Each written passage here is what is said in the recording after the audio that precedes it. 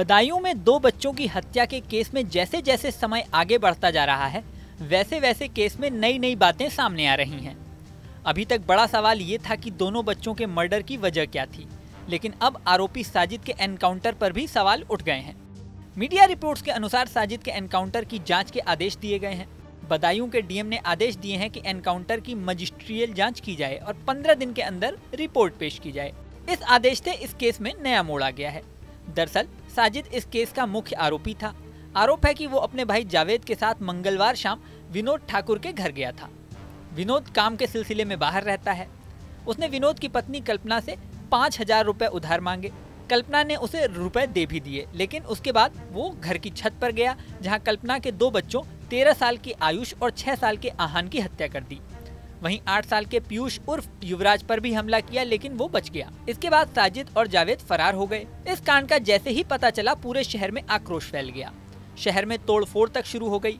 कुछ ही घंटों में पुलिस ने साजिद को एनकाउंटर में मार गिराया तो लोग शांत हुए। अभी तक इस पूरे केस में साजिद के एनकाउंटर को पुलिस की सबसे बड़ी सफलता माना जा रहा था।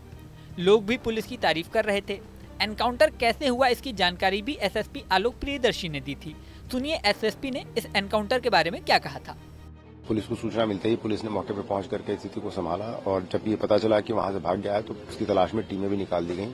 थोड़ी देर के बाद ही सूचना मिली कि शेखुपुर के जंगल में ब्लड स्टेन कपड़े, जो बच्चों का जो खून लगा था, उस तरह के कपड़ों में कोई व्यक्ति भाग रहा है। पुलिस ने घेराबंदी की, उसने पुलिस पार्टी पर फायर किया। जवाबी फायर में उसकी मृत्यु हो गई। अब साजिद के एनकाउंटर पर ही सवाल खड़े हो गए हैं। इससे अभी तक जो पुलिस खुद की ही पीठ ठोक रही थी, वो ही सवाल के घेरे में आ गई है। वहीं दूसरी ओर साजिद ने हत्या के बाद संगीता से कहा था कि मेरा काम पूरा हो गया। अब पुलिस इस सेंटेंस का मतलब समझने की कोशिश कर रही है। अभी तक पूरे केस में इस सेंटेंस का मतलब समझ नहीं आया है। वहीं बुधवार को पोस्टमार्टम रिपोर्ट भी सामने आ गई। रिपोर्ट में पता चला है कि 13 साल के आयुष को गला रेतने के साथ ही सीने पर 4 बार वार किए गए थे और हाथ पर भी वार किए गए थे। इसके अलावा 6 साल के आहान की पोस्टमार्टम रिपोर्ट में भी उसके गले पर चाकू से वार की बात कंफर्म हुई है। पोस्टमार्टम के बाद बुधवार को दोनों बच्चों का शव जैसे ही घर में पहुंचा तो चित्कार मच गया।